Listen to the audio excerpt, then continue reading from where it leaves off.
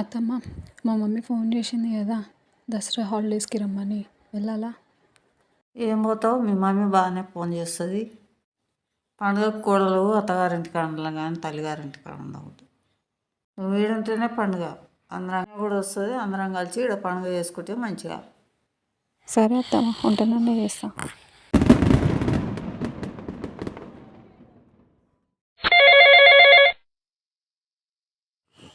Hello, బాగున్నారా పెద్దమ్మ?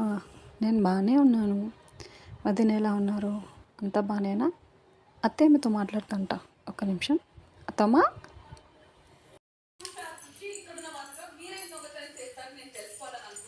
అత్తమ్మ, పెద్దమ్మ ఫోన్ చేసింది, ఇప్పటిదాకా చెప్పిందండి.